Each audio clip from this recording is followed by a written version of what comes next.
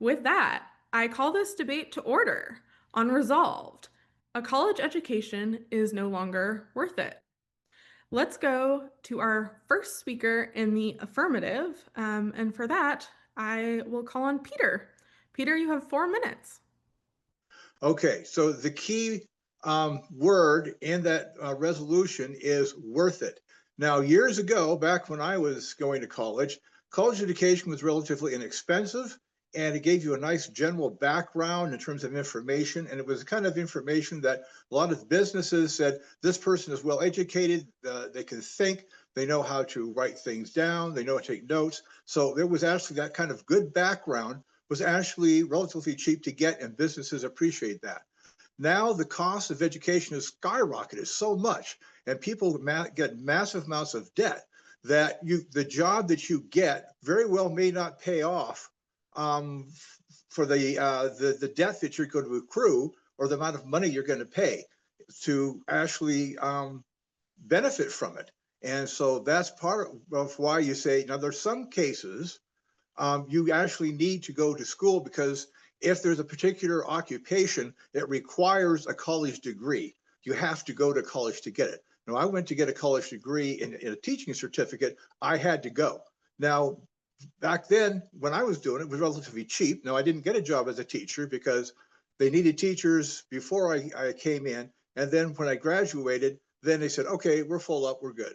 So that was a problem for me, but it didn't cost that much money for me to get. And I could use that experience that I had in university for other things. I became a chef, but it taught me to think, how to reason, how to work with other people. So it actually helped my career and it was nice and cheap, but I didn't make a whole lot of money. Nowadays, it would cost so much money that I would be in massive amounts of debt now, and it just simply wouldn't have been worth it. Now, it's okay to worth it if you have very rich parents and they can pay for it. And then you can say it might be worth it.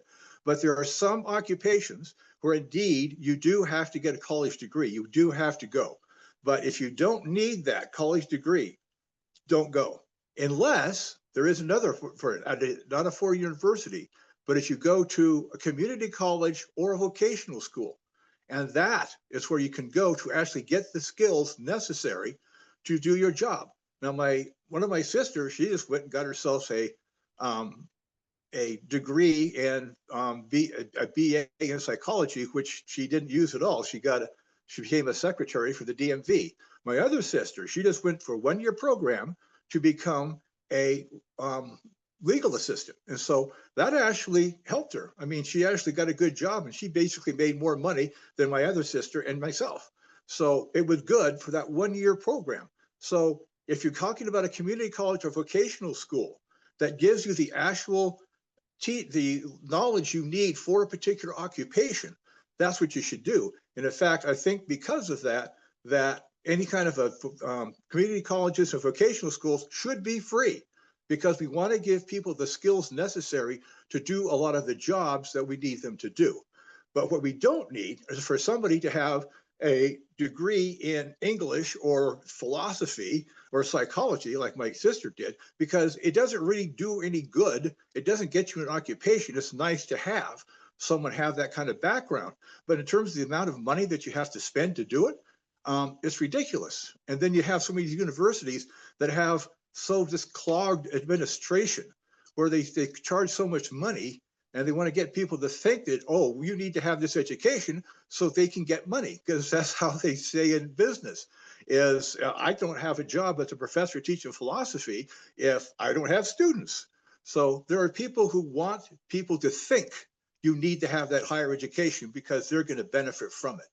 But the fact is you don't. Basically, all you need to get the kind of training you need for particular occupations, and be careful that the occupation Right, you're last trying to sentence, get. Peter.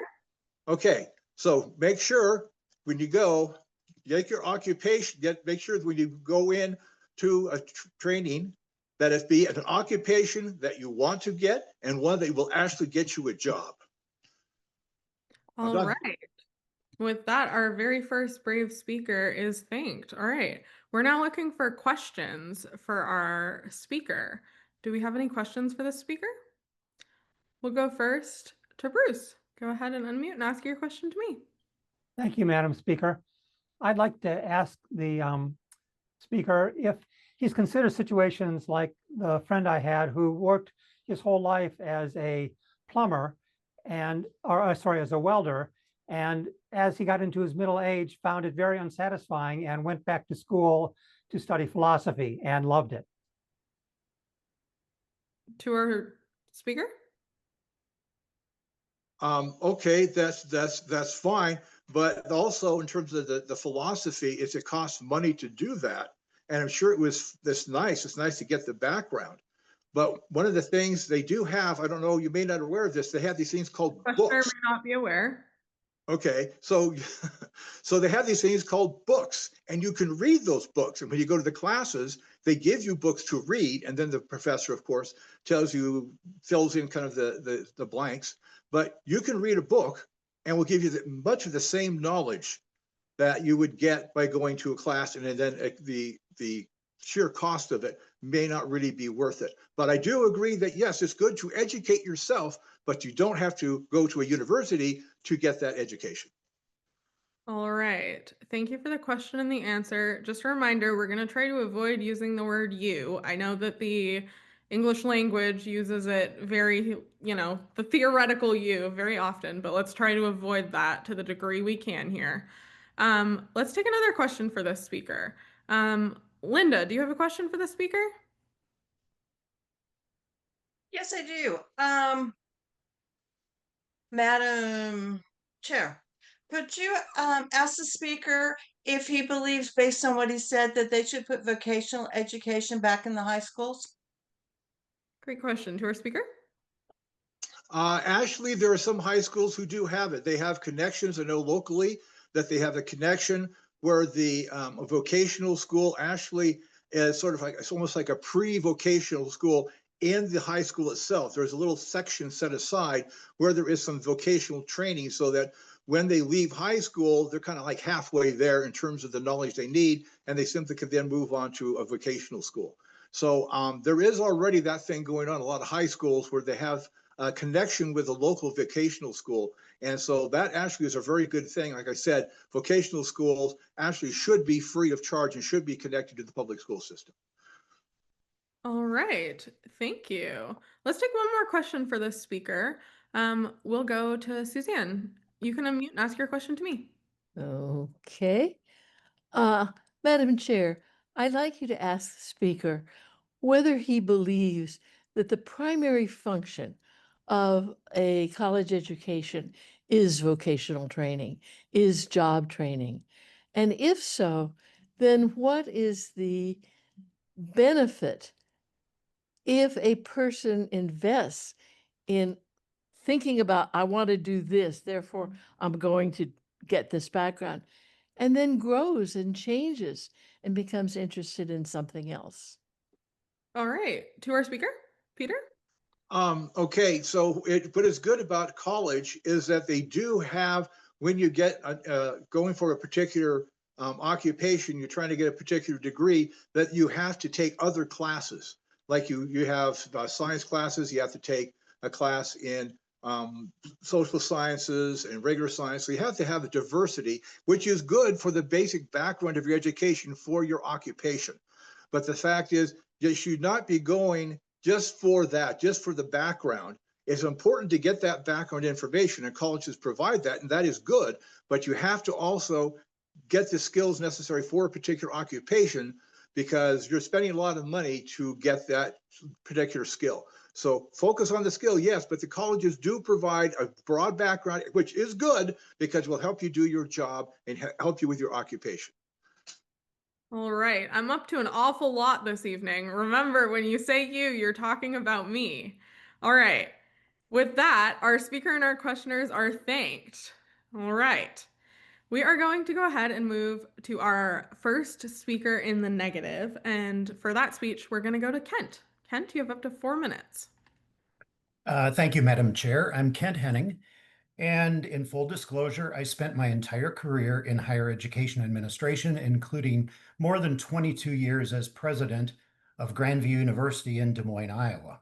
So naturally, I need to speak in opposition to this resolution and in defense of the worth of a college education. Now, among all the four-year colleges and universities in Iowa, public and private, Grandview always ranked first or second in the percentage of our students who were first generation, the percentage of our students who received Pell Grants, and the percentage of our students who were minority. So I saw in real life how education can indeed be the engine of social mobility. I think of Trey, who was our first minority student to serve as student body president. In that role, he and I met regularly, and he spoke often about how difficult it was to grow up in the hood, as he described it, in a single parent home with desires to go to college. But he did. Today, less than 10 years after he graduated, he is managing the ground operations at Denver International Airport. I think of Demetria.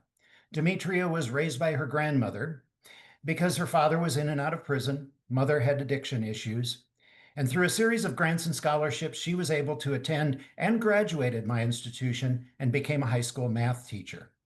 Now, I could give hundreds of similar examples. I don't have time to do so, but I do not need to see their paychecks to know that their college education was indeed worth it.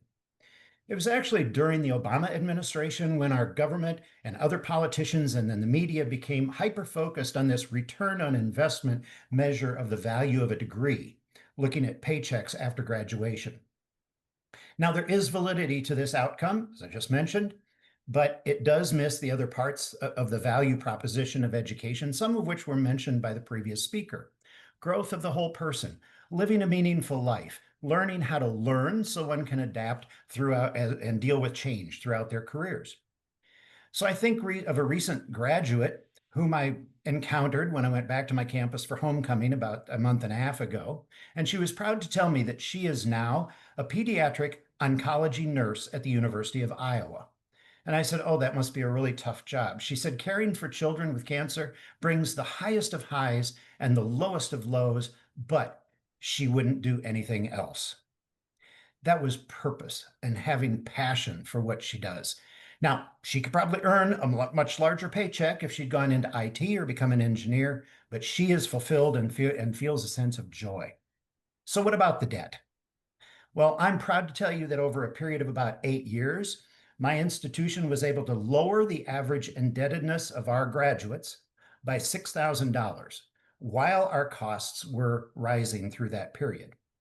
Now, we went from an average indebtedness of about $37,000 in 2014 to $31,000 in 2022. And to put that in perspective, the average couple in America these days spends $35,000 on their wedding. So, are there students who end up with too much debt? Yes. Does everyone need a 4-year degree? Absolutely not. Have tuitions risen faster than inflation? Out of necessity, yes, but not as much as is reported. But let's not allow a few extreme examples discredit the entire higher education industry. So in closing, I would add that I was a first-generation student. I qualified for a Pell Grant, but that gave me the opportunity to go to college, interestingly, as an English major, which put me on a path that allowed me to extend the same opportunity for social mobility to 2 generations of students that my Last sentence, Ken. institutions served. And it was all well worth it. Thank you. Excellent. Thank you. All right, jazz hands for our speaker. Do we have questions for this speaker? I see a hand. Let's go to Kit first. And unmute and ask your question to me. Hello, Madam Chair. I've never had the chance to ask a question of a higher education administrator, so I was like, yes. I am wondering if he can share any recent examples that he's seen of what colleges are doing right now to make higher education more affordable. For our speaker? Thoughts? Certainly. I did retire about 3 years ago, but I can tell you that the pressures were on for the last 10 years for institutions to cut costs, reduce the costs that they incurred. Unfortunately, in some cases, it meant it meant taking programs off the books and not offering programs. The real issue that is facing higher education today is that since about 2011, enrollments in four-year institutions, even two-year institutions, have been declining. So there's an oversupply of higher education capacity and diminishing demand, which naturally puts pressure on price.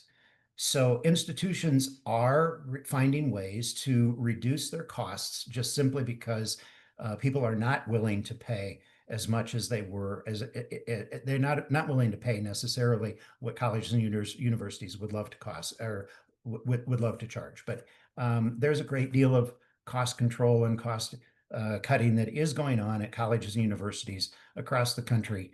Doesn't receive the same kind of headlines that a lot of other things do. All right. Let's take a couple more questions for this speaker. We'll go first to Peggy. You can unmute and ask your question to me. Hi, Madam Speaker. So just a little backup before I ask the question. So I have two kids that graduated. One has a master's as a PA. My other son graduated with a degree in anthropology and minor in Spanish, and he now works in a pharmacy tech. My question is, I had a degree in biology and I had a 35-year career in marketing. So you don't always match your career with that. But I felt like even when I was in college, and that was in the 80s, I didn't get a lot of guidance from people at the college. And this is not about money, because in my case, we could afford it and I could afford to pay for my kids. And your This is question- about, my question is, why don't the guidance counselors talk to these kids and tell them what they can do with a career in anthropology or whatever that's not a master's? Because often you get out and there really aren't jobs like, I want an anthropology major. Right. Okay, So that's my it sounds like question. your question for the speaker is about sort of guidance for students and direction. Yeah, if they're going to spend all that money and that time and they get out of college and they're frustrated because their major doesn't really guide them into a career. Let's go ahead and go to the speaker. Kent, thoughts? Sure.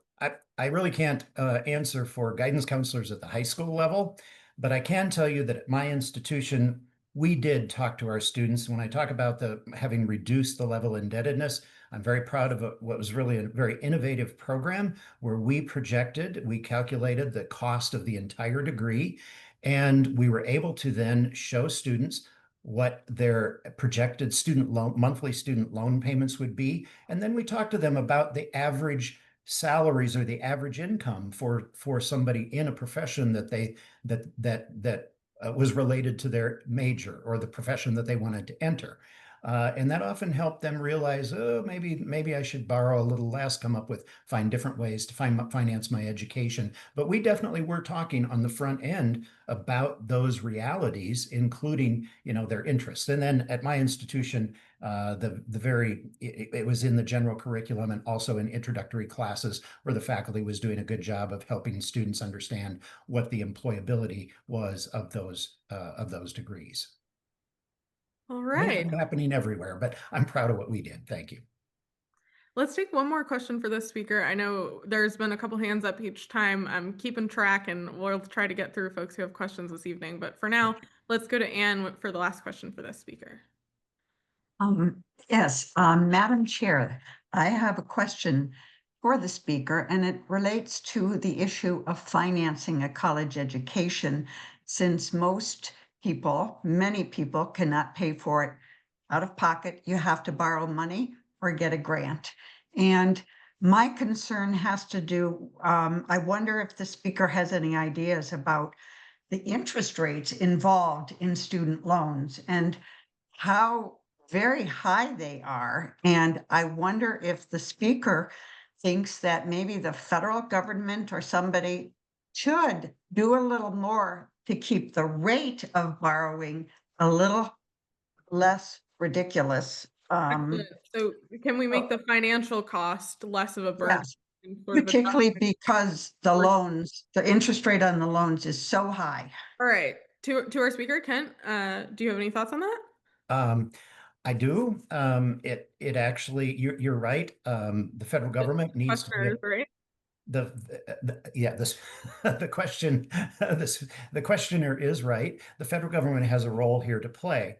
It was actually during the Obama administration that the federal government took over all student loans. There was a program where student loans were originated through banks, through private banks prior to that, but it was part of the finances of the federal government to make the numbers work for Obamacare that caused the federal government then to, shall we say, confiscate all of the student lending business and put that on their books. And so they're in complete control of the interest rates that are charged for student loans. I think the federal government could do quite a bit about that. And I also think there are better ways that the federal government could assist families in their borrowing efforts. Now, it is true that some students do borrow money beyond the federal government limits. There are private loans, and those are individual financial institutional loans. There is some market competition that should be there to help those rates stay low. But unfortunately, colleges and universities don't have control over interest rates charged. But in my case, we did help students understand the impact of the amount of borrowing they were going to take on. All right. And with that, our speaker and our questioners are thanked. All right, jazz hands. Okay, we're going to go back to the affirmative. And in just a moment, we're going to go to Randy. First, I want to put in a plug. We have folks slowly expressing interest in speaking, but if you're interested in speaking, go ahead and chat your whip so we can get you on the list and adjust accordingly so we can get as many voices in this evening as possible. All right, with that, Randy, to you. You have 4 minutes. All right, I'll try to be quick with this. Got a lot. Hi, I'm Randall. I grew up in a military family of 7. I graduated high school and completed various community college courses. After high school graduation, my parents asked me if I would be interested in either joining the military or going to college. I thought about it extensively and could not come up with a solid interest which would have required a college diploma. I didn't feel right about spending money to float around trying to figure out what I wanted to do there. So I started my own business in the trades at 18. I have enjoyed working at nice homesteads in a very beautiful location. I love seeing different views on different days. The benefits of the college education aren't exactly what they used to be. Student debt, cost of tuition, and living expenses can negate benefits. Low-paying jobs, 1/4 of college graduates end up with low-paying jobs. Alternative paths, vocational schools, and skilled trades can provide up to 6 figures in incomes and beyond. Demand for skilled trade labor, along with the wages and pay, are on the rise. Upcoming skilled trade labor is on the low. In my area, we have a severe shortage of young people coming up behind us. An article in the local paper stated that people were paying for a 10-hour day and only getting 4 hours of work due to the commuting expenses. According to the Fortune magazine, nearly half of Gen Z and the millennials state that college was a waste of money. AI has already made some degrees obsolete. 51% of Gen Z expressed remorse compared to 41% of millennials and just 20% of baby boomers. The average cost of a bachelor's degree has doubled in the past 2 decades to over $38,000. Total student loan debt has ballooned to nearly $2 trillion. For many young people, this realization is coming too late already. Some 4.3 million Gen Z have been left behind as NEET, not in education, employment, or training, with no clear direction on how to restart their early careers. Some employees will hire college students just for the fact that they are used to doing mundane tasks for 40 hours a week. Underemployment is a huge problem for graduates. Underemployment is when someone has a job they are overqualified for or when they are working fewer hours than they want. According to the Federal Reserve of New York, in the United States, the unemployment rate for graduates aged 22 to 27 was 41.2%. compared to the UK at 31% and Australia at 15%. Not knowing desired career path as 17 or 18-year-old can intensify time and expenses. Not everyone can afford to explore different courses trying to find their way. You can learn anything you want online these days for free. There is literally economics from Harvard, philosophy from Yale, or computer science from Princeton. Political pressure is also a factor in higher education. A majority of professors are left leaning and influence their students to lean in that direction. An example, an exit poll of Harvard students stated that right-leaning students were keeping their political affiliation and beliefs under wraps or would flock with like-minded students. This is a form of social segregation, and such pressures are not a benefit for anyone at any time. About 20 seconds, Randy. Money, time, and course decisions must balance over the life goals and career expectations. The job students are hoping to acquire could vanish due to AI or even presidential administration policy. Knowledge and training is a powerful tool, but not a sure bet in today's fast-changing job opportunities. Thank you. All right. Thank you to our speaker. Do we have questions for this speech from the speaker? Let's go first to Sam. Madam Chair, I'd like to ask the speaker if he were someone coming out of high school now facing the contemporary landscape, employment landscape, and didn't think college was the right choice, what would he want? What options would he look to pursue? Your speaker? Well, for one, my father was very successful as being a career military man. He was able to retire when he was 40. The trades, the vocational trades are a great thing to get into. I do think college is a great route if you know exactly what you want to do and you're able to do it and have a job when you're waiting on the other side. But that we certainly can do much worse than being in the trades or even working in the service. All right. Let's take another question for the speaker. Roman? I have a son who's a high school senior. He's applying to college, although he doesn't feel like he needs it academically. He's been running his own streetwear clothing business for 5 years. He's learned a lot about entrepreneurship and fashion design. The reason he's going to college, though, is because he's a soccer player and he wants to go pro. And his only viable path that he can see to go pro is to play in college for a D1 school. And so it's a bit of a conundrum. Okay. I'm wondering if the speaker, I'm wondering if the speaker has any opinions about ways by which colleges and universities kind of hook students in, like through sports and other means, when they may not see it as a necessary choice or option. Your speaker? Well, that's just an opinion. I think that people that are using college for gain in sports, that's a way for them to go. They climb the ladder that way. They have to, really.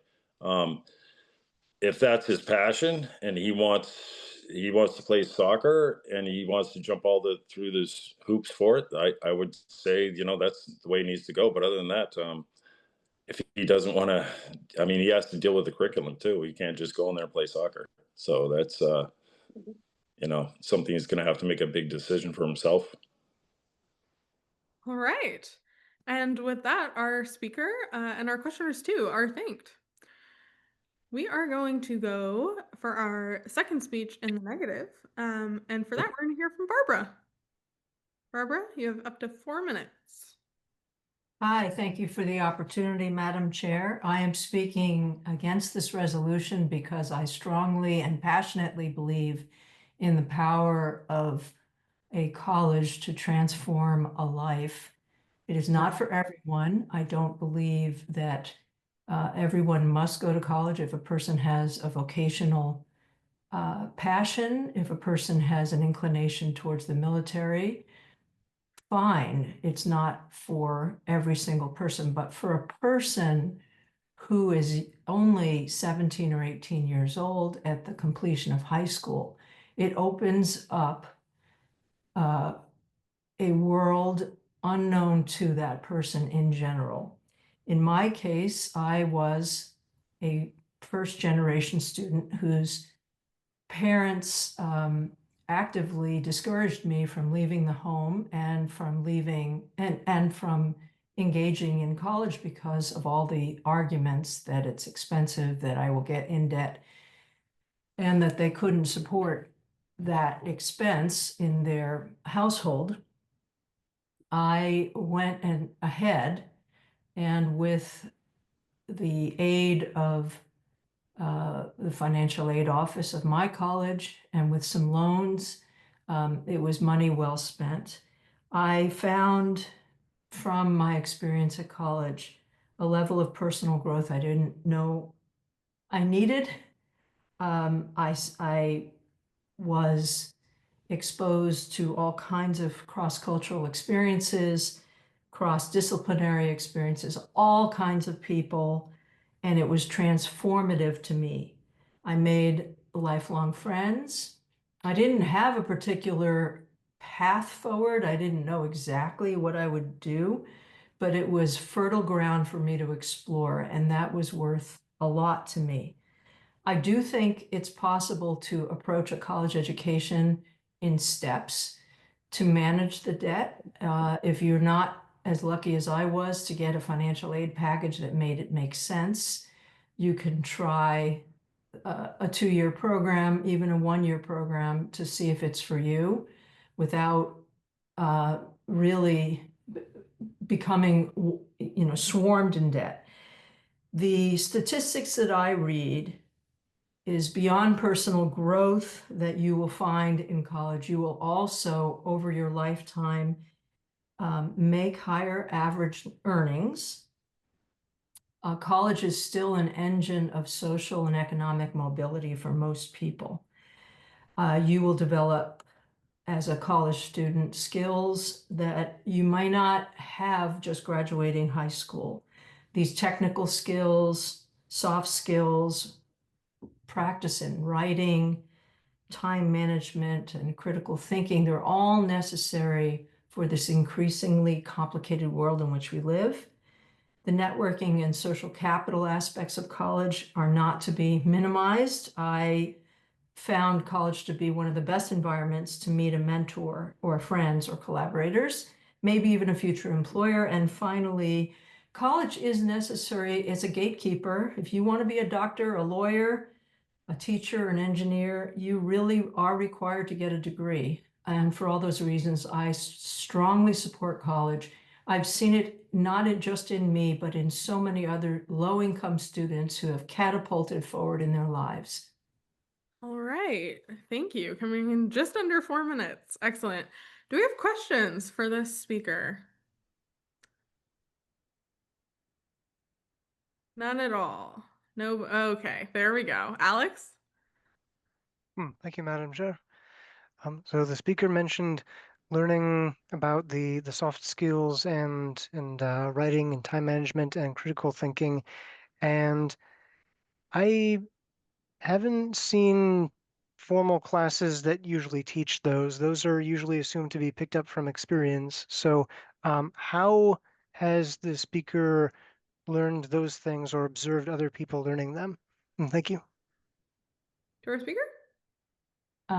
Thank you, Madam Chair, for the question. The time management skills come by dint of experience because college is often demanding, and a person who is in college needs to manage perhaps a job and the academic load and the deadlines, and it all teaches you a lot. In addition to the fact that if you are lucky enough to be in a live-away situation, you are tempted to a lot of different experiences that are fun, and you have to figure it all out. The writing was part of at least my academic curriculum, and I had many an essay just destroyed until I learned better. And critical thinking, well, that is just from the exposure of the different academic disciplines that a person will take in a college experience. A couple good catches there from our speaker. I do a lot of things. Last week I chaired a debate where I got accused of indoctrination. Let's not let that happen this evening. All right. Thank you to our questioner and our speaker. Let's take a couple more questions for this speaker. We'll go first to Leslie. Yeah, Madam Chairman, I'm wondering what size school the speaker was in, because in my experience at a large state school, no one could have given a care that I was there, professor-wise, and I certainly didn't learn those soft skills. And not a first generation. Both my parents have PhDs. All right. It sounds like you may have a speech for us, Leslie, so feel free to chat your whip. But for now, to our speaker, thoughts on that? Madam Chair, I'm not sure I understand what the question is. What size was my school that I attended? It Yes. sounds like it's perhaps a two-part question. What size was the school you attended, and do you think that the value of education differs depending on the kind of school you go to, or the size of the school you go to? I went to a very large school and it had a state and private component. And I think obviously I only know the experiences that I have witnessed through myself or others in my family and friends. And yes, the experiences will vary depending on the school and the person. All right. Let's take one final question for our speaker. I see more hands than we can take. I'm going to go in order. We're going to go to Dace, and I'll try to get to others as we keep going through the evening. So, Dace, unmute and ask your question to me.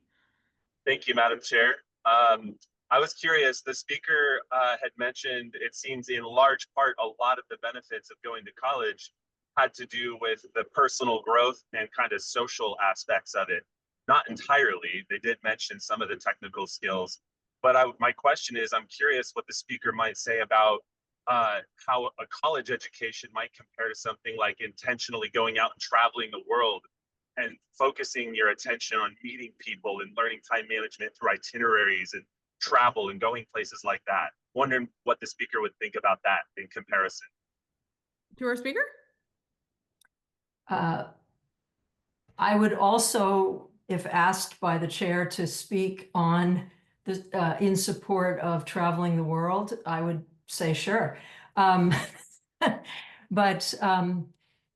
the experiences are similar and different at the same time because you are personally responsible in both circumstances, but there are more pressures put upon you in different ways in a college situation. You have deadlines to meet, you have papers to write, you have tests to take. You may not necessarily want to do that.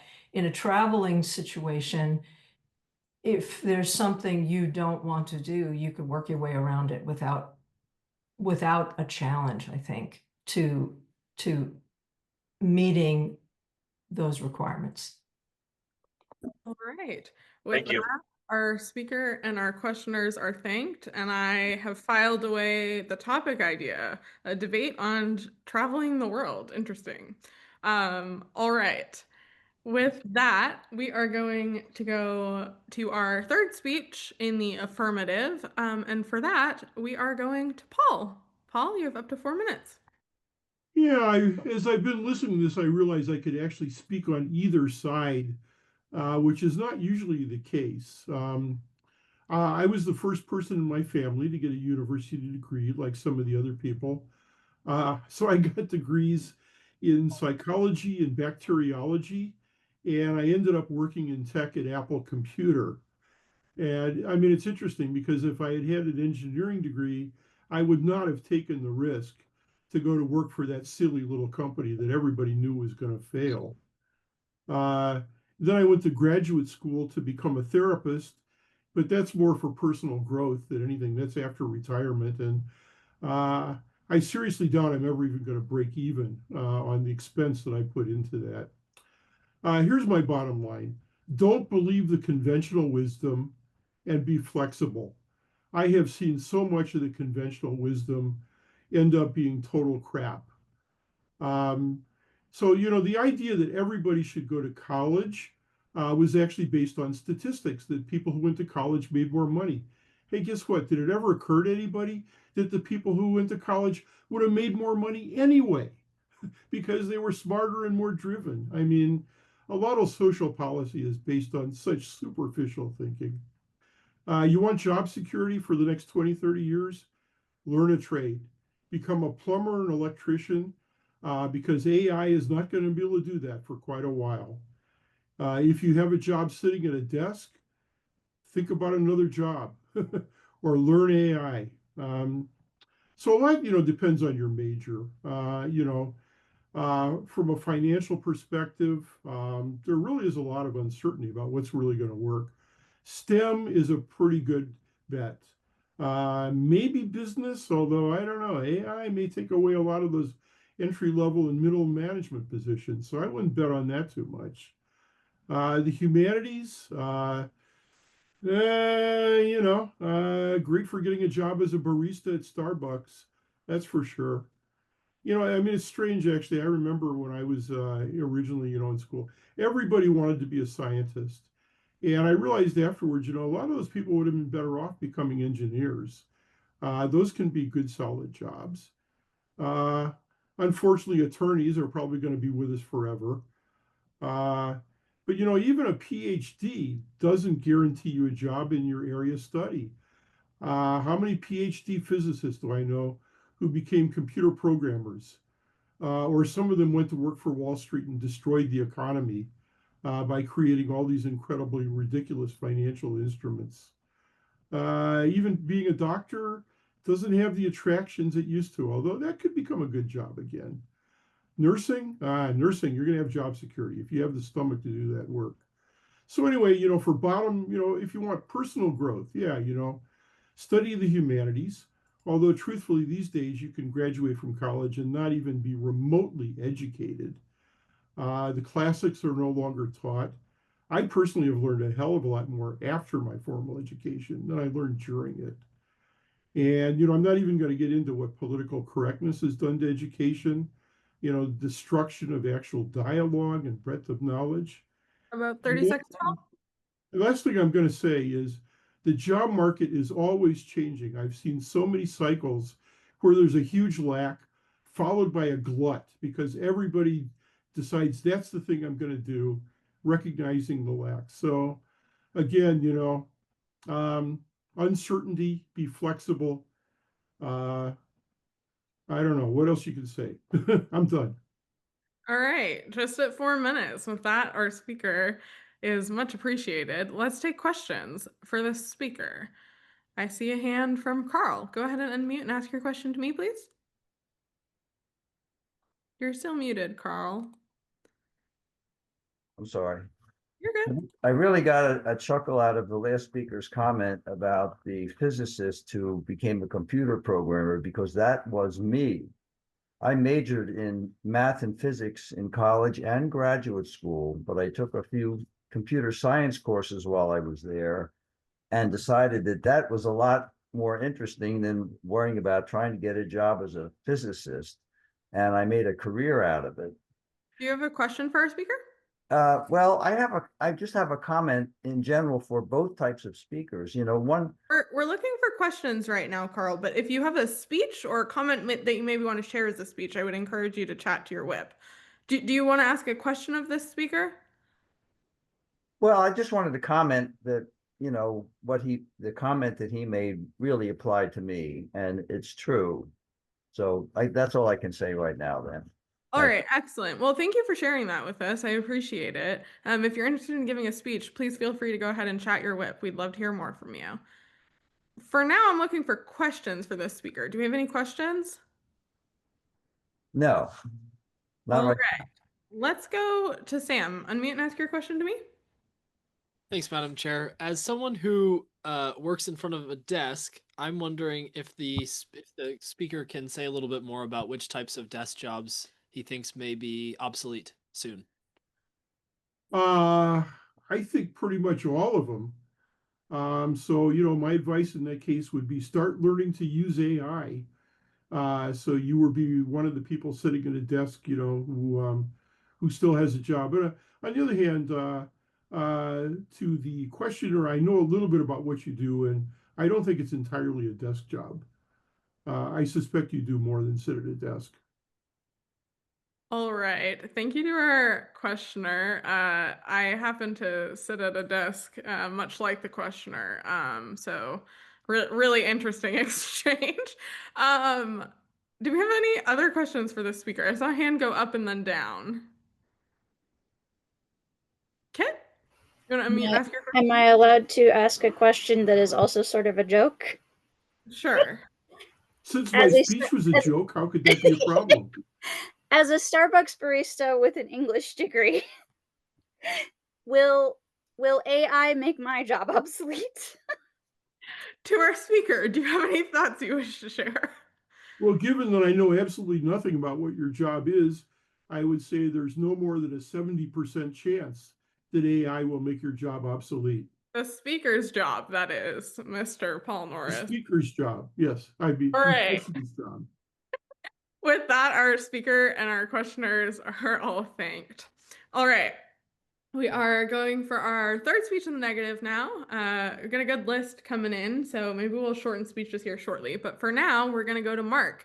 You have up to 4 minutes. Mark, there you go.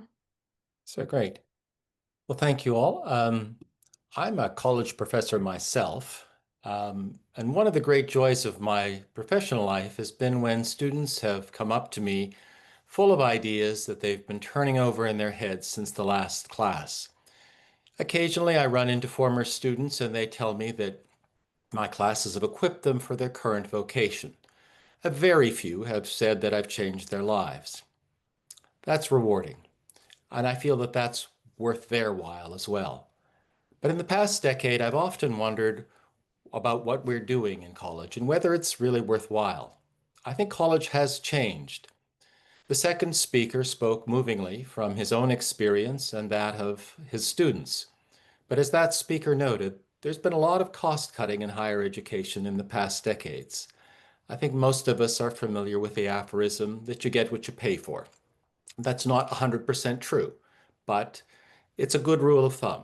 Usually, if you put less investment into doing something, you get a lesser experience. And I can attest that at most universities, there's even less attention to good teaching now than there was a generation ago, even as professors give higher and higher grades, which is well known to keep students happy. So I want to distinguish training for specific technical professions, such as medicine or law or engineering, from the broader mission of universities. Let's deal with professions first. Students still get good training in engineering and medicine. We usually want our bridges built by engineering graduates. We usually turn to graduates of medical schools for an injury or an infection or diabetes or cancer. People with such professional training fulfill a real need, they often earn a good income, and may experience deep satisfaction with their work. We can argue there are real problems with the way we do professional training. Some critics have complained, with some reason, about the infiltration of certain ideologies into medical or legal training. But by and large, it's still very much worth it if you want a career in one of those professions. But what about the other 80% of students at college who are not seeking one of those professional degrees or certifications? Well, there's a variety of programs that we might broadly call semi-professional, perhaps. This is where people are being trained in the problems and methods of a particular discipline. That might be something like statistics or ecology or chemistry, mathematics, or computer science. The value of these degrees is often said to be some combination of knowledge that's intrinsically interesting and worthwhile, but also training in the methods and how to think about the particular sorts of problems in a discipline. And both of those may prepare these students for a range of jobs where that kind of knowledge will be helpful. And now in a good college course, the teacher encourages active thinking and debate, as we're doing here, and also gives useful feedback for how to think about problems.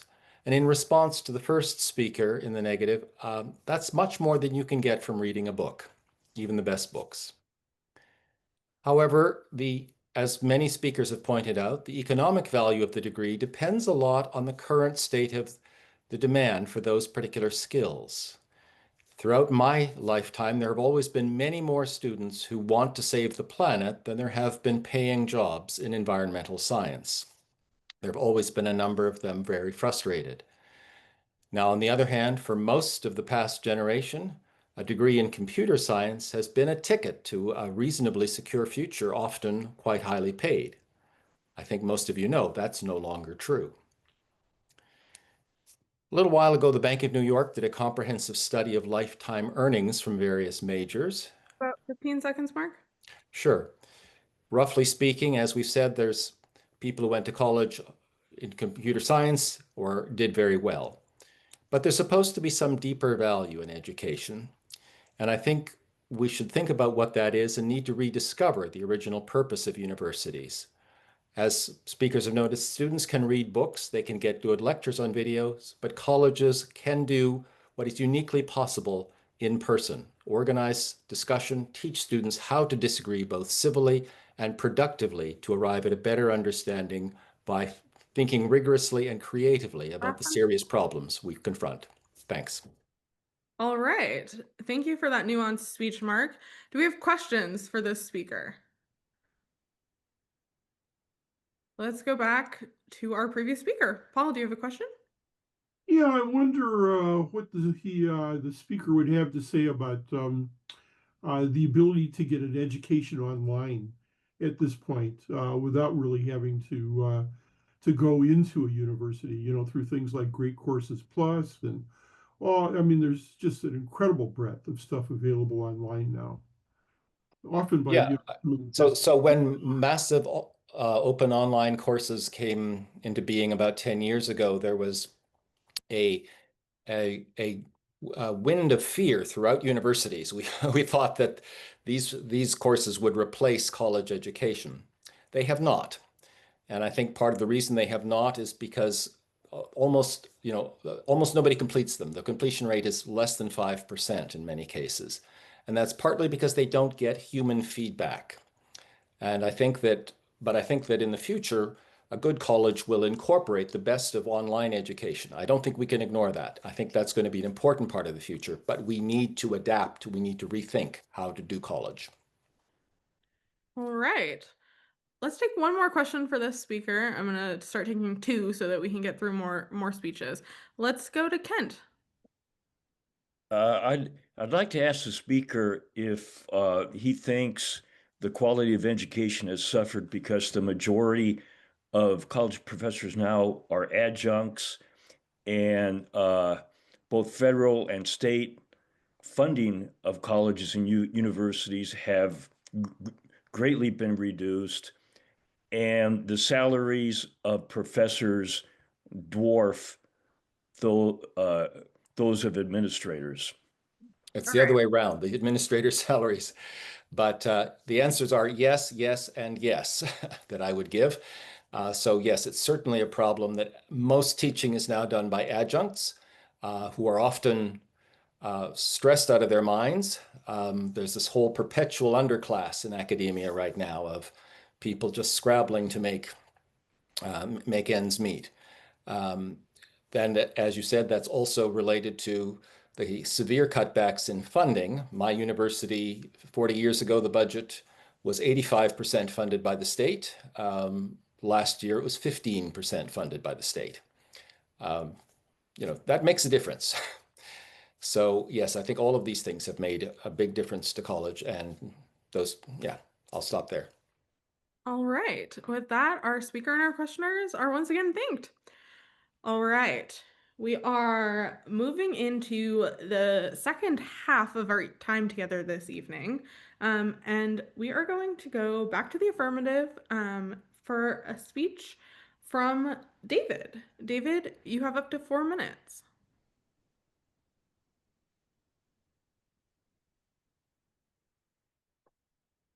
Is David with us still?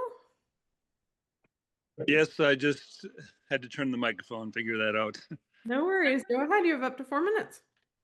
Not only am I not a very techie person, but I'm possibly not as well prepared as previous speakers. But I want to talk about a young lady who is from a small town in Minnesota, a middle-class family. She had B's really in high school. She wanted to be a kindergarten teacher. So she had to move to Duluth to do college. which means she had to live in the dorm, and that costs more money. So she's paying for tuition every year and on loans. Her parents were not allowed to, or were not able to really give much money toward her education. There was nothing real notable that would get her scholarships, like I said. So she ends up like $100,000 in debt to get a kindergarten job after 4 years of college, where she makes about as much as she would have made working at Costco for 40,000. And so, but now, she wants to start a family and have kids. So in addition to medical bills and rent and car payments and everything else, food, now she has a college loan on top of that. Now, I just want you to imagine that this girl, let's say in high school, instead of for her senior year, instead of taking chemistry and Spanish and gym and sociology and whatever seniors take, let's say that she was allowed to work and get some experience with kids, work at like maybe a daycare or something and get high school credit for that, and also earn some money for college. And let's say that, let's just imagine that instead of a 4-year degree to be a kindergarten teacher, let's say it's a 2-year. Because, most of what you learn in college to be a kindergarten, you can't learn how to be a kindergarten teacher from a book, really. It's like riding a bike. It's like many things are like that. And so if there's a book called Against Education, and it's not really against education, but it has a lot of data and numbers and studies. And their conclusion was that about 80% of what you learn in post-secondary and even in secondary school, about 80% is not really transferable to your job. And so, like, for example, this girl goes to college and there's the professor is gone. And so she can't go to her music appreciation class. Okay. She's not mad about that. She's not thinking, oh no, I'm not going to learn something, because she's going to college to get a license. That's why people go to college, not really to learn. Most of what you learn in college is not transferable to your life. And so we can really shorten many degrees. It shouldn't take 4 years, to be a kindergarten teacher. Should that take as much time as it takes to be like an engineer, or 4 years? So different degrees should be different lengths, and we should teach people what they need to know instead of adding all of these other classes because we want them to be the kinds of citizens that we want them to be. I feel like it's hard to understand people who are in the, sort of the upper echelons and their ivory towers, and they're looking at these people, and it's hard to understand what it's like to really struggle financially. And this girl could, I can conceive of. 15 seconds, David. How many seconds? 15 seconds. 15. Oh, okay. So I'm just saying, we can change the length of college degrees. We can change the senior year of high school, and we can make it financially possible, and it can all work out. But we have to just shorten degrees. I think is probably the biggest solution. If the government spends more to bail kids out, they're just going to waste their time doing more unnecessary long college degrees. All right. Thank you to our speaker. Let's take a couple of questions for the speaker. We'll go first to Rachel. Can you unmute and ask your question to me? Thank you, Madam Chair. I would ask the speaker if they have looked into any of the research behind preparation for educators. And in particular, Finland has one of the top ranking education outcomes for students. However, their teachers train and are treated similar to medical experts. They have a lengthy education process, and their wages are similar. Thank you. To our speaker? Well, I definitely think that if you increase wages for educators, you're going to get what you pay for, and you're going to get better educators. But I am an educator myself, and I didn't really learn how to teach until I was a student teacher. That's when I started to learn. And it took me several years to learn how to teach, but I don't feel like college really contributed much to my ability to teach. So I think that you can teach what needs to be taught in a shorter amount of time. All right. Let's take one more question for this speaker, and for that, we'll go to Roman. Ask your question to me.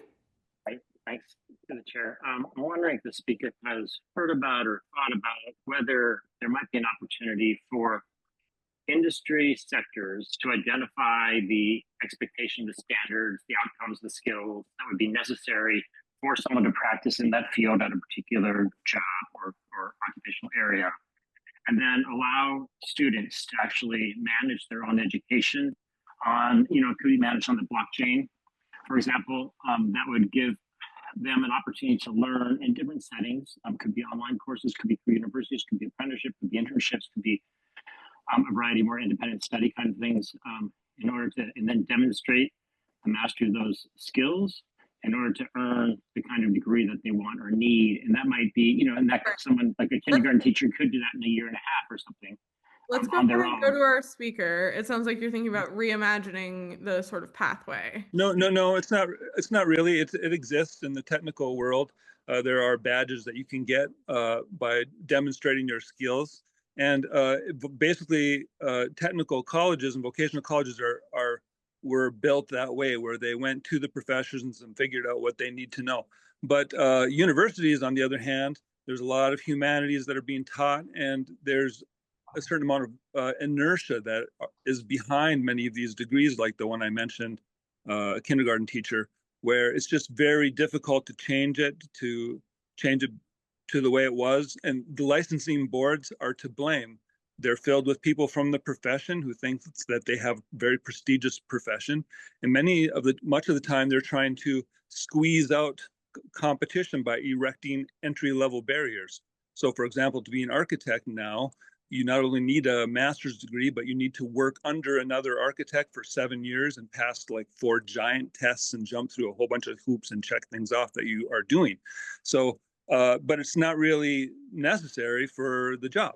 It's just an entry-level barrier that many people face, CPAs, professors, in many industries. So there needs to be a counterforce to deal with entry-level barriers and to revise licensures. All right. Thank you to our 2 questioners and our speaker. Jazz hands. We're going through great here. We have lots of folks interested in speaking. Thanks everyone for being so engaged this evening. We're going to go ahead back to the negative. And for that speech, we're going to go to Scott. Scott, you have up to 4 minutes. Thank you. I myself, I'm in a very bizarre, or at least designated to be on a very bizarre part of the autistic spectrum. We're not here to discuss that. I wasn't allowed to finish high school. And I believe, well, the two points I'm trying to make. That first of all, which is not exactly what we're talking about, but it has to do with what I'm going to say about college, that I believe that the overemphasis on the equivalency, the ignoring of the, so to speak, dead elephant in the room that people didn't even see. It wasn't that people were not talking about it, they didn't even see it, which is that preparatory education matters. Formal education matters. Formal education not only teaches you its subject matter, but it teaches you how to learn. Therefore, it is important, as in many cases, and no, I don't consider this a disability. It's called a characteristic of human beings. If you go to high school, you'll be able to handle college better. And if you handle college better, notwithstanding that many of the most prestigious colleges in this country have deteriorated, and people should look into some of the lesser known colleges, and I'm sorry, but it's a fact, particularly in the more conservative states. I didn't say exclusively, didn't say any of that, but particularly.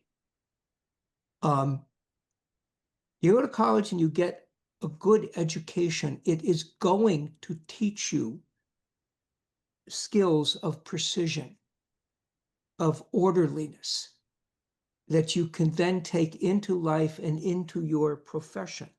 There was a time, as one of our speakers pointed out, where people went to college and they got degrees, but they didn't necessarily earn more than they might have. No, but they got jobs for which they would not have been qualified if they didn't go to college. They learned to teach school. What are we going to do when our grade schools and high schools have deteriorated so badly that even more and more people are coming through illiterate? 40 odd years ago, an acquaintance of mine actually pleaded with me to sit in on a class that she taught as an adjunct at the local college. And I could understand why she asked me to come there. For moral support, I'm not kidding. These were college students, although it was an open enrollment college, basically, that was supposed to be a course for advanced writers. These young men and women were semi-literate. I understand, I never finished high school, but they did learn how to read, and I do a lot of research and all that. They were semi-literate. I don't know what the word means. About 30 seconds, Scott? They couldn't properly read, and they were from middle-class suburbs, not inner cities. 40 odd years ago, college students couldn't properly read. Thank you. All right. Thank you, Scott. Do we have questions for this speaker?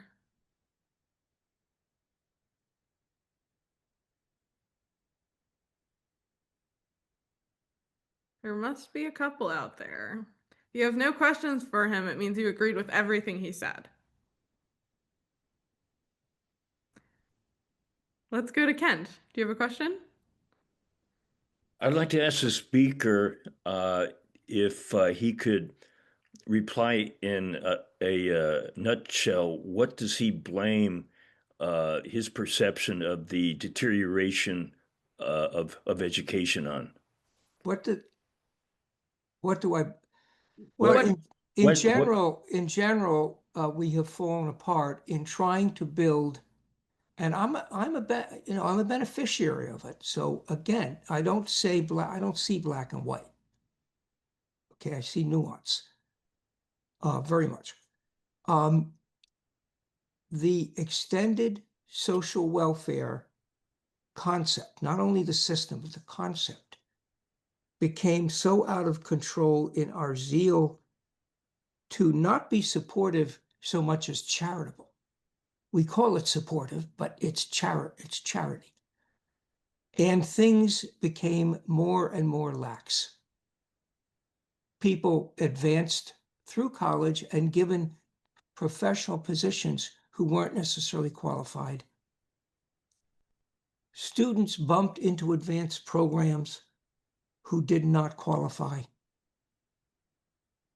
When Ronald Reagan, and I used to despise him too, and I still don't like him very much, when Ronald Reagan cut a lot of the funding for college, it wasn't out of a disrespect for poor marginalized people, so much as a realization that too many people were being sent to colleges above their level of ability. All right, let's go ahead and take another question for this speaker. For that question, let's go ahead and go back to Roman. You can unmute and ask your question to me.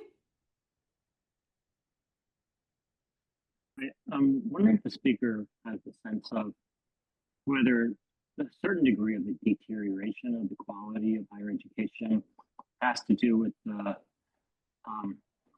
I don't know, what one previous speaker said. You're not coming through clearly. You're not coming through clearly. Let me take up my AirPods. There you Can you go. hear me? Better. Yep. Okay. The speaker said that there are so many universities out there, and that they are, and I've seen this with my son, they are desperate for students, truly desperate, and you can read it in their emails. And so my sense is that the standards have lowered for admissions, and they're so eager to fill their seats in order to bring in the tuition costs that they need to operate, that they've lowered standards in that way. Does the speaker have a sense of that? Yeah, speaker have a sense of whether that might be a cause? It's very much a causative factor. In fact, we're on such a slide, and I study history and politics, which are not separable. They're the same thing. They really are. I don't know if we're going to be able to pull out of this nosedive. But yes, very, very much so. All right. And with that, our speaker and our questioners are thanked. I'm going to keep us moving. And we're going to go ahead now and shorten speeches to 3 minutes. I'm going to try to get through everyone and at minimum as many people as I can here. For our next speech, which is in the affirmative, we are going to go to Leslie. You have up to 3 minutes, Leslie. Okay, thanks. Hi, I'm Leslie, and I hold a bachelor's and master's in mechanical engineering and a master's in library science from the University of Illinois. Both my parents had PhDs, and they were immigrants who came over as children from China. And of my 3 kids, my oldest one took 5 years to go to community college and get a degree. He worked on and off in there and was a sporadic attender. My second one went to Notre Dame and got a bachelor's in civil engineering in 4 years. And my daughter took a gap year and she went to a private school that was in the book Colleges That Change Lives. Loved the teaching there, but didn't like the friend group. So she transferred to U of I, which is local to me here. And the school that she went to, that she transferred from, did not have early childhood education, which had been her lifelong ambition. And so she was studying elementary education there instead and got daunted by the state of public education now. So now she's left that completely. And it feels like she's just daily wondering whether college is worth it. So her boyfriend has recently finished the police institute, so he's making a good salary without having gone to college. And and for myself, I worked as an engineer for 5.5 years. In mechanical engineering, I never became a professional engineer. I wasn't building streets or bridges, mostly just writing reports and running test cells. So similar to what was said about teaching, my degrees did not prepare me for my job. Just like the teaching, it doesn't seem to prepare people for a classroom necessarily. So my position as I reflect on my life seems to be that a person shouldn't go to college unless they know why and what they want. My parents chose my major for me. They sat me down as a senior in high school and said, "What are we going to major in college?" And the interests that I had or the things I was good at, they just shot down and chose engineering for me. And so I had zero interest in it. And so even though I was capable of it, did fine in my classes, it wasn't useful for my life. And then furthermore, my mom, Seconds, Leslie. okay, my mom talked about the value of a broad liberal arts education, which I did not get as an engineer. And I wonder if that should be something of that in new things. The state of the university right now, it's not a place where you can debate ideas because it's so squelching of anything opposed to the political correctness. So I really wonder with my daughter if even with my parents set aside college funds for her, so it's not going to put her in debt, and I still can't make a strong case for why she should go. All right. Thank you to our speaker. Looks like we have a couple of questions already lined up. Let's go first to John. You can unmute and ask your question to me. Yes, Madam Chair. I'm wondering if the speaker might attest some of the responsibility of people not being prepared to go to college just because of the pressure that might come from parents or society to be able to get there, not fall behind. In other words, like maybe some of their, they don't want to fall behind their peers and thus feel the pressure to go to school before they're ready. All right, to our speaker, any thoughts? Yeah, I mean, I suppose intellectually I was ready. Socially, I'm still catching up. I was 2 years younger than my peers. I had skipped a grade and started kindergarten early. But I mean, looking back now, it's like I kind of needed trauma counseling, or I don't know what. I was not a well-developed person. I did not know, I did not have dreams of my own. I had not developed autonomy, and so I feel like I wasted that. While it feels like a waste, it also feels like maybe it was just a rite of passage, and I certainly grew more than, I don't know if working, I would not have worked at McDonald's or whatever. So maybe it was just a necessary rite to go through just to eventually grow up. So but I remember my one semester was $2,167 for tuition, room, and board for my first semester. And at that rate, yeah, you can afford a rite of passage, but not at 60,000 a year. So. With wishes that my tuition was either one of those numbers, we're going to take one more question for this speaker. Peggy, can you unmute and ask your question to me? Hold on. Am I on? Yep, we can hear you. Okay, so just to be transparent, I know Leslie, we're both from Champaign. And so I wanted to ask her, because we similar age, we both have kids that have been through college. What is the biggest difference between when you were, the speaker was in college and the speaker's children that is positive and negative? Yeah, thanks for asking.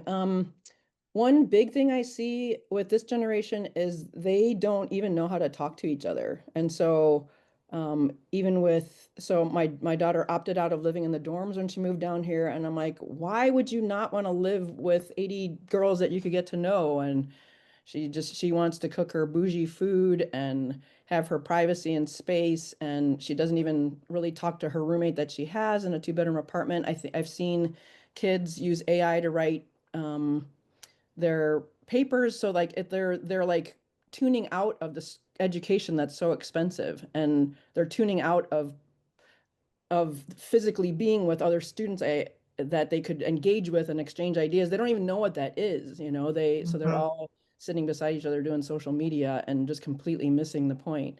So did I answer your question? I forgot what you said. Yes, I feel the same way. Yeah. All right. Yeah. With that, our speaker and our questioners are thanked. Yeah. All right. We're now going to a speech again of 3 minutes, but in the negative. And for that, we are going to Sam. Sam, me? Bruce? Yep. Yes. Yeah. Thank you, everybody. So I want to start off by saying that I'm a true believer in the value of education. My grandfather was a professor of chemistry in India, and the family came out of grinding poverty. My grandparents were homeless, thrown out of the house because they couldn't make rent. In any case, the family came out of that through education. So that is my personal bias. Also, I am a college professor, so that is my bias as well. I also want to say that, I went to college in India, and it was a very much skills-based curriculum.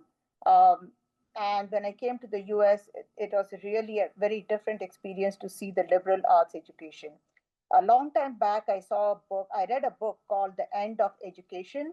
And when I picked it up, I thought, this is going to be about how college is no good and all this.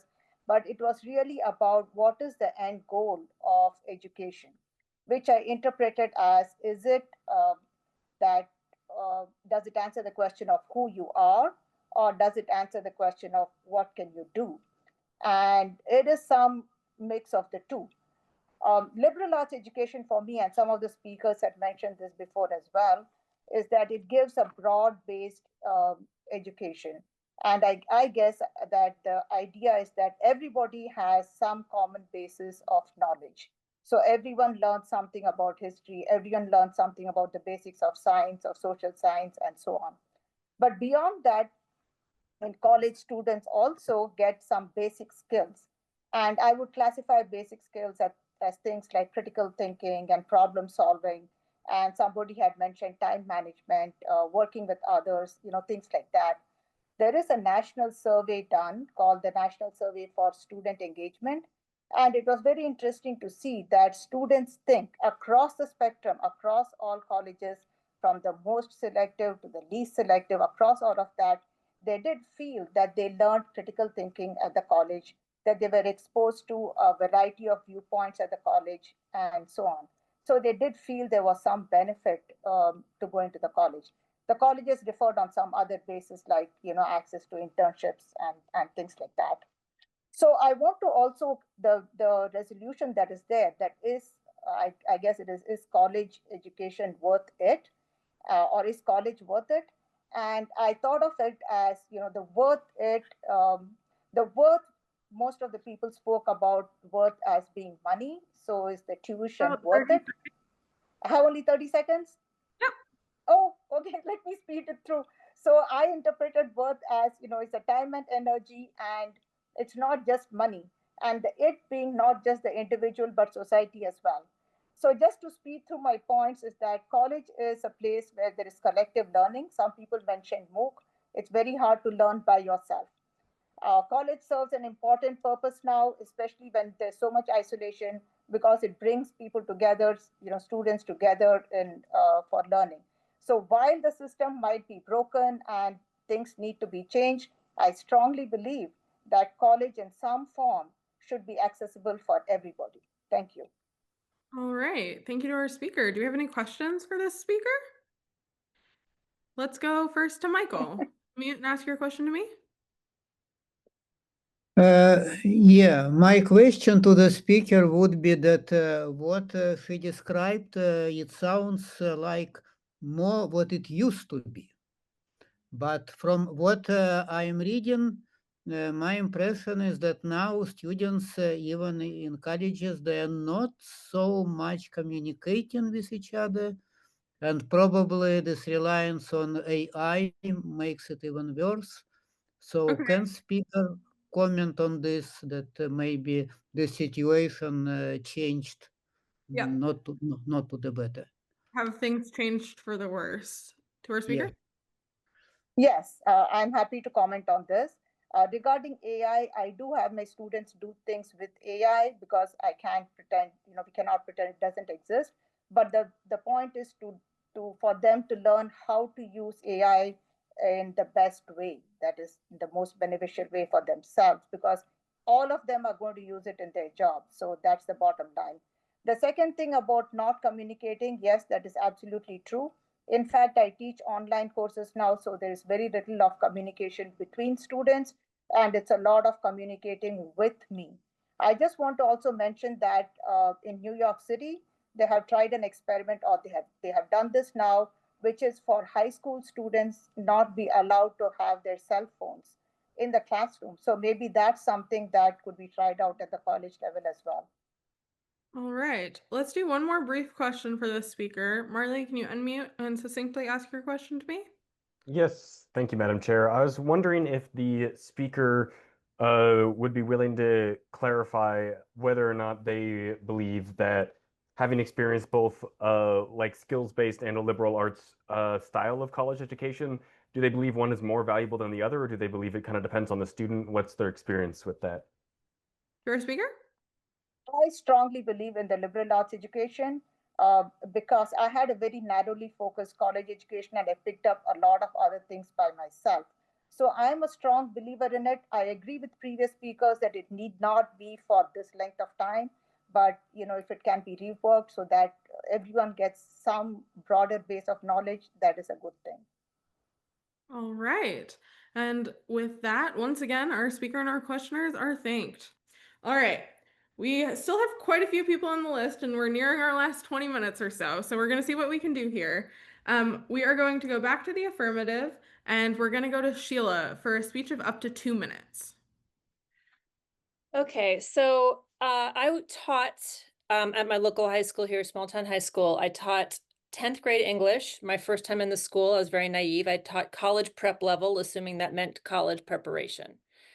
My students, I soon learned, had not been there because they wanted to go to college, but because it was class distinctions, basically. The honors kids down the hall were going to college. The college prep kids in my room were not going to college. I knew that because I was so alarmed at the state of their poor education and the fact that so few of them even aspired to go to college. I asked them at one point, who wants to go to college? And out of 32, I had 2 kids raise their hand. And I've tracked them down as a journalist. I've tracked them down. Out of 39 of my kids, 9 of them have graduated from a 4-year institution. And this was 14 years ago. Of the ones who have graduated from college, they are in a worse financial position because they're all in debt. Somebody else mentioned early education student. I had an early education student, went to college for 4 years, got a job in a kindergarten, and was making the same hourly wage as the girl next to her who had a high school diploma. And she had $100,000 in debt to pay off. The ones who chose not to go to college are doing better, including one who decided to become a fireman, EMT. He moved to Maine, bought himself a house, got married. He was the first one to kind of set himself up financially. Another one went into the military. He's also doing very well. In my own life, I went to elite educated schools. My parents were Harvard or bust. My sister went to Harvard. I failed and went to Tufts. But my husband dropped out of community college, and you can guess which of us is making more money. He's a contractor, and he is by far the breadwinner. He has broken all of the stereotypes about making more money from a college degree. My sister, who is the college graduate, makes a fraction of what he makes. So my thinking on this has done a complete 180 due to my experiences. All right. Thank you to our speaker. I know that was quick. I appreciate your speed. Do we have questions for the speaker? We're going to take just one. Any questions for the speaker? Let's go to Leslie. Unmute and ask your question to me, please. Yeah, hi. I'm wondering whether the speaker thinks that the problem is that college isn't worth it, or the problem is we are grossly underpaying people like early childhood educators, who, given the value of the work they do, should perhaps be getting paid more. Well, I think, yeah, I would absolutely agree that teachers across the board should be making far more than they are, and other folks should be making far less. But I mean, the market is what the market is, and just the fact is that where I am in Western Massachusetts, contractors, electricians, plumbers, HVAC, welders make excellent living, 6-figure living. Our plumber, who my husband works with, works 4 days a week, doesn't even have to work 5 days a week. But the idea of going into plumbing is, kids think they're working with poop, which is not the case at all. So I've become a huge advocate for the trades. All right. And with that, our speaker and questioner are thanked. All right. Moving over to the negative, we're going to go to Carol for a speech, again, of up to 2 minutes. Thanks, Madam Chair. I want to drop a little statistic before I go into why I think it is worth it. $100 million in scholarships were unclaimed last year.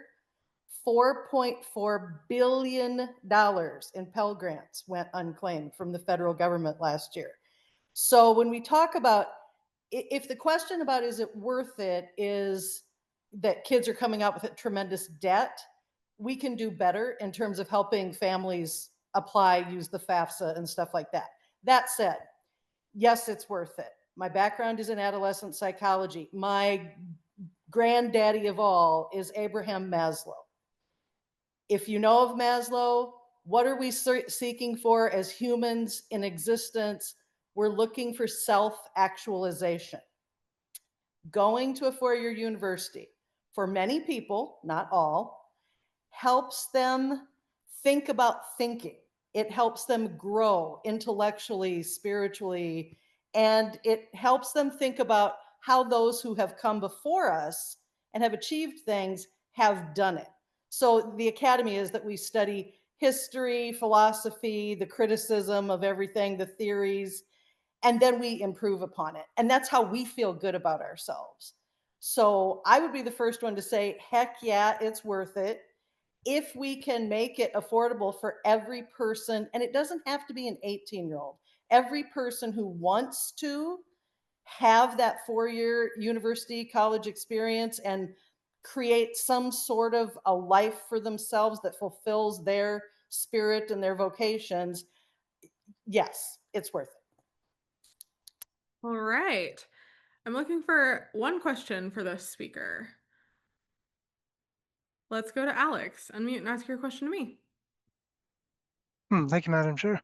I'm wondering if the speaker would consider the opportunities to achieve that self-actualization through civic institutions and communities and clubs that can study all of the history and philosophy just as communities rather than at a particular central school. I think you're onto something. I think there are people that accomplish that in those venues. However, why did we create the university system? It was to concentrate those efforts into one place where the experts, the professors, the doctors, lawyers, teachers were all collected in one place where the efficiency of the cost of delivering that would be there. And it is still the most efficient way to deliver it, even though it has become expensive because the rising costs of delivering it. All right. And with that, our speaker and our questioner are thanked. We are running low on time here. We're going to do 2 more speeches and see where we're at. For the first one, we are going to go to Sam. You have. Thanks, Madam Chair. I'm going to be fast. I'm going to try to be. You know I can ramble. Okay, I read Machiavelli 2 times, and I've read Machiavelli 2 times in my life. First time was in Intro to Political Theory in my sophomore year of college. And I remember the professor whom I had a lot of respect for, don't get me wrong, but I remember him asking at one point, or at many points, for what does Machiavelli mean here in particular passages, right? I don't remember the details. And I remember raising my hand a couple of times and offering an interpretation of the text, and he would say, no, that's not quite right. And then someone else would say the thing that ended up being on the next slide that he was putting up, and that they would get the validation. And it's not like, and maybe I'm just wrong. Maybe I'm just really, really missing the point. But I read Machiavelli again in a summer fellowship program after college, and anything was on the table. It was all fair game. The text it was like we were reading the text for the first time. All of us right there in the room. We were given free rein to interpret it however we saw fit. Now, this is the story that I want to prove the larger point. University education is a good. Sorry, 15. Hmm? Universities are supposed to be offering good of critical thinking, learning, creative thinking, whatever. And aside from the finances, they have just lost sight of that purpose. They just have. And the classroom environment, I think, is proof of that on the whole. All right. With thanks to the speaker for letting me keep him on his toes, I'm looking for one question. Do you have a question for the speaker? Roy, unmute and ask your question to me, please. Madam Chair, I'm just wondering if the speaker thinks that Machiavelli was useful to him in life. Absolutely, I do. I treat everyone as a means to my end. All right. With that, our speaker is thanked. And we are going to go to the negative again, 1.5 minutes to John. Actually, my point is really on the opposite side. So maybe you can find somebody else who's going to go to the positive for education. Oh, all right. Well, we had you on the negative side. I'm sorry about that. Do we still have Wendy with us? Yes. Do you want to go ahead? You have up to a minute and a half. Yeah, mine is kind of both. I came from a family, my mother had a degree. She was going to major in Spanish, wound up majoring in something else. Both my sisters are attorneys, self-employed, and they talked about the level of writing and reading and the employees that they have. I never wanted to get married, never wanted to have kids. Wound up getting married and having kids who are the love of my life. And when they were in elementary school, one of their teachers said, go to community college and then go to a 4-year and get your degree that way. I didn't go to college. I didn't know what I wanted to do. And my mom said, go and figure out what you wanted to do. Hated it, dropped out of Cal State and went to work for the government. And when my kids were in high school, the assistant principal said there are 2 types of education happening at this school.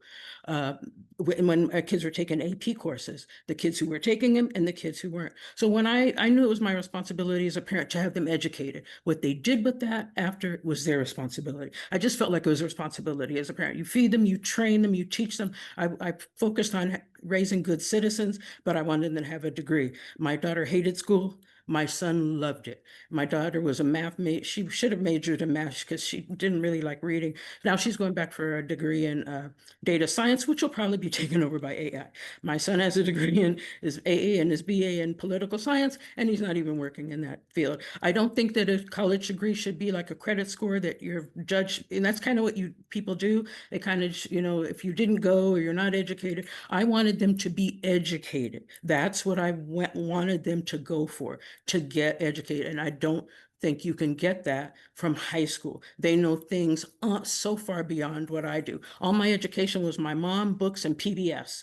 That's it. So I think that's just, I understand it shouldn't be expensive. I told my kids from the time they were in kindergarten, they were going. Wendy, can you wrap up your last sentence, please? Yeah. So I just think I think I kind of feel responsible that these kids today have all this pressure to go when some of them, it's not for them, or if they do go, they have these huge debts. So I think if you want to go, it should be about education and not necessarily the fact that you have to, that you're going to use that to earn, like you shouldn't have a degree in art if that's what you're interested in. You should be able to make a living. Time here, You should be able to Wendy. make a living. Thank you. All right. I'm looking for one brief question for this speaker. Do we have a question for this speaker? All right. Seeing none, I am going to really push it. The speaker is thanked. I'm going to really push it and give 1 minute to a couple of speakers, with apologies that we aren't going to get through everyone. I'm going to go to, oh, do we not? Or let me see, are we in the room here? Okay, yep.